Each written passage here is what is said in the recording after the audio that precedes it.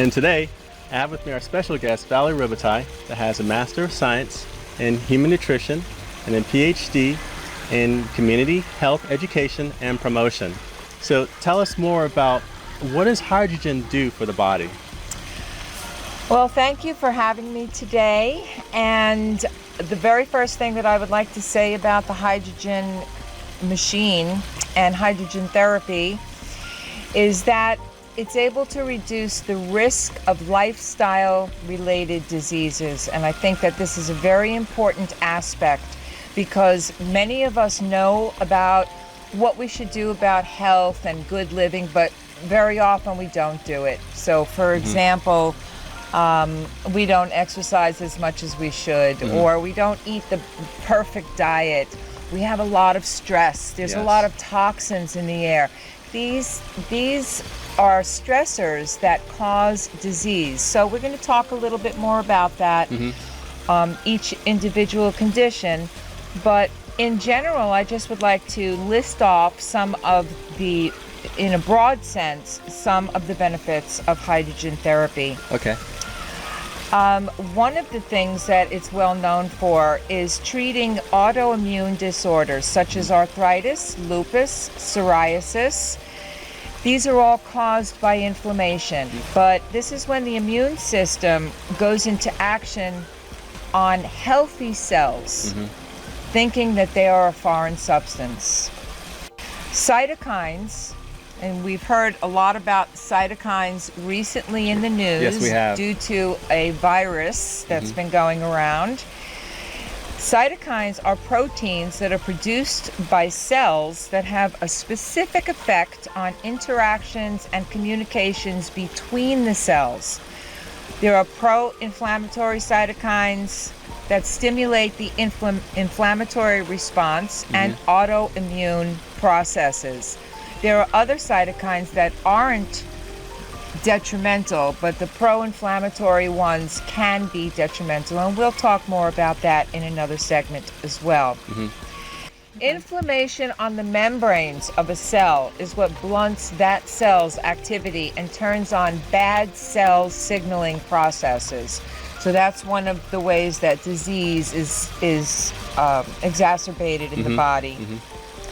Inflammation also leads to energy loss in the cells, but not necessarily in your daily life. Like, you wouldn't necessarily feel an immediate energy loss from inflammation. It's something that happens over time where the cells are losing energy, and then eventually, due to lifestyle, like we talked about earlier, then you would feel physical loss of energy. But it starts in the cells. So we're going to have to talk a lot more about cellular processes. So that's very interesting. As you go through this list, inflammation seems to keep coming up. Yeah. Wow. Well, inflammation is really the crux of the problem for any disease, virtually any disease. In fact, I don't know of any disease where inflammation isn't the foundational problem. And we'll talk more about what inflammation is. Okay. But for example, after a while, when the cells have been blunted, as we said, from inflammation, for example, brain fog. Sometimes we experience brain fog, and that means there's not enough energy in the brain cells. When we feel fatigued, that means there's not enough energy being produced in the muscle cells, and so on. So some of these systems break down slowly, but they all have the same cause, and it's all cellular. Okay. So how does hydrogen help in these ailments? Well, hydrogen is the smallest element. It's inert, meaning it's neutral, and because it's the smallest element, it goes everywhere in the body. So, for example, we take anti-oxidants, and some of us know what that is, and it's quenching the oxidation processes that are going on in the cells. So we take antioxidants. But many of those antioxidants don't go everywhere in the body because they're bigger molecules. Hydrogen is the super antioxidant because it literally can go everywhere, and it crosses the blood-brain barrier. So if we're having energy loss in the brain cells, neurons, then hydrogen will go in there and it will pop off that oxidation process that is grabbing the energy from our brain cells. Wow. It can actually go right through that blood-brain barrier. That's very fascinating. Fascinating. It also crosses the mitochondria, which is in the cell. On the illustration, you can see a cell. It has a membrane. Inside the cell, there's a fluid called the cytoplasm. In the cytoplasm, you have a nucleus and a mitochondria. And you can see that the H2 goes right in, where other compounds called hydrophilic compounds can't pass the membrane. Wow. Because the membrane is made of fat, and hydrophilic means water-loving. Okay. So something like vitamin C. Vitamin C is a water-soluble vitamin. So vitamin C is not going to enter the cell, although it is considered an antioxidant. It's not the same as hydrogen going into the cell.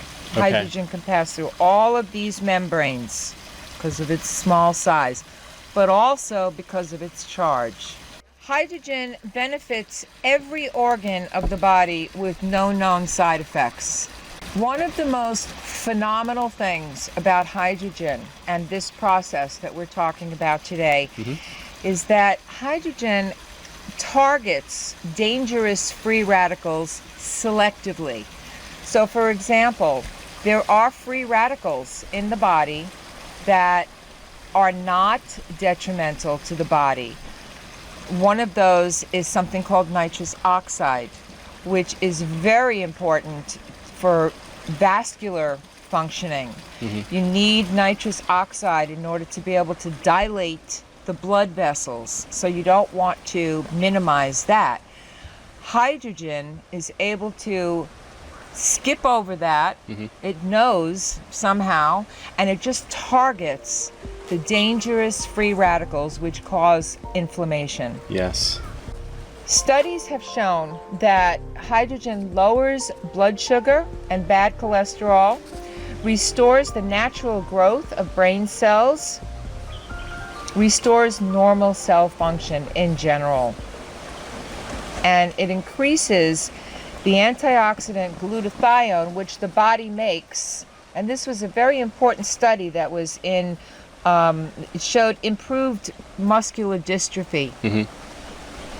Glutathione is a very important antioxidant in the body. Reduces lactic acid buildup during heavy exercise and decreases muscle fatigue. Metabolic syndrome reduces triglycerides, insulin, and levels of glucose, and increases HDL, the good cholesterol, and gives a decrease in total cholesterol, which is these are the parameters that we look for when we do blood work. We want total cholesterol to come down, HDL to go up, low density cholesterol to go down. That's amazing. This is the benefit of using hydrogen. It's an anti-tumor agent. It suppresses tumor colony growth by reducing oxidative stress. It inhibits angiogenesis, which is blood vessel growth. So for example, in cancer, when left to grow, the cells, when they're left to grow, start to form their own little blood vessels. Hydrogen stops this process. This was specifically in human lung cancer cells. Wow. Yeah. We do have many studies. We just can't go into all of them in this short amount of time. Yes. Hydrogen boosts skin health. You can bathe in it, and it improves the appearance of wrinkles and reduced skin cell damage from UV rays or ultraviolet rays. Oxidative stress is associated with quality of life in patients with chronic obstructive pulmonary disease and cervical cancer. Antioxidant supplementation was found to be effective in improving quality of life. And as we discussed already, hydrogen is the super antioxidant.